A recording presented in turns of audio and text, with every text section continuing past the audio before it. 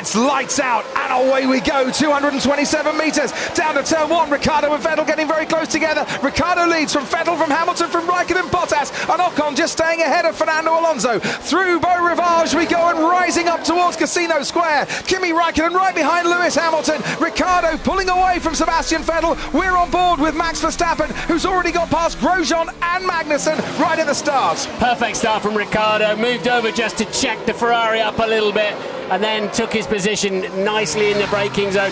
Very well behaved through Saint-Devote, I must say, and they were side by side, a lot of them up the hill, and that is not really an overtaking place. Van Dorn's trying to go around the outside, thankfully with no damage to anybody. Is he going to try and launch one? He is down the inside on Lance Stroll. Stroll saw him coming and knew that it was not worth fighting for that place there. Verstappen picks up another place, he's up to 16th. Now this is contact between Lance, that's where Lance Stroll had his problem. Where he got his left front puncher then, isn't it? And there's the race leader then. They decided to react. Out onto the racetrack comes Daniel Ricciardo. Raikkonen has covered him in the Ferrari. Back out once more. Daniel Ricciardo onto the racetrack. Nice stop from him and from the Ferrari team as well. Losing power. Losing power was what Daniel Ricciardo just said. A lock-up from Sebastian Vettel. Just keep it focused, mate. Keep it focused. Yeah, I got no power though. Will it get better? Negative, Daniel. Negative. And we believe Ricciardo has a power unit issue that is limiting his lap times. The graining is definitely not getting any better. It's likely I'm going to lose these positions behind. Remember, pole 1 minute 10.8. Ricciardo 1:19.5 on the last time around. That's nearly 9 seconds a lap slower because they just can't find a tyre that will live with the pace and the conditions and the new surface and all the challenges of Monaco. Gearbox. Okay, Fernando, understood. Gasly has got past Fernando Alonso, who seemed to be cruising into Saint-Devote. He has stopped and he's out of the race. Carlos Sainz fancies a Red Bull drive one of these days. And look at this, how close that was. I got the track.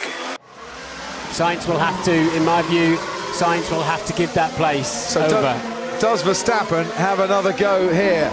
Does he try it once again, or is he going to rely on the stewards to say, no, give it back? He's going to go for it. Of course he is. He's Max Verstappen. Down towards the chicane he goes. This time he's cut the chicane, but comes back over the curb and still stays ahead of Carlos Sainz. Sainz tries to fight back, through to back. Verstappen gets ahead and moves up into 9th place. And is that 6 of one and half a dozen of the other? Should he be able to keep on in that 9th place? I think he made a reasonable attempt to stay on the racetrack. And Verstappen not going to wait for the stewards to give him that place. Leclerc behind has a problem. Leclerc behind has got the problem. We need to open the gap as much as you can. We are doing a good job. But what is Leclerc's problem? And is Leclerc actually going to go for it here? And he can't stop! And he has gone straight on into Brendan Hartley. And you could see that was coming. Charles Leclerc's first ever home Grand Prix in Monaco has ended with retirement and big damage as well to the Toro Rosso of Brendan Hartley.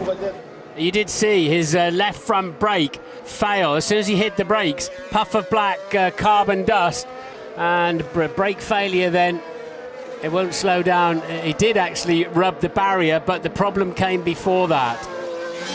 Today in Monte Carlo, it's redemption day for Daniel Ricciardo. He wins the Monaco Grand Prix and he will celebrate that for a long, long time to come. Sebastian Vettel comes home to take 2nd place and close Lewis Hamilton's championship lead. Hamilton in 3rd place completes the podium lineup ahead of Kimi Raikkonen and Valtteri Bottas fighting it out to the finish. Behind them, Esteban Ocon, 6th place for Force India, Gasly, Hülkenberg and Verstappen.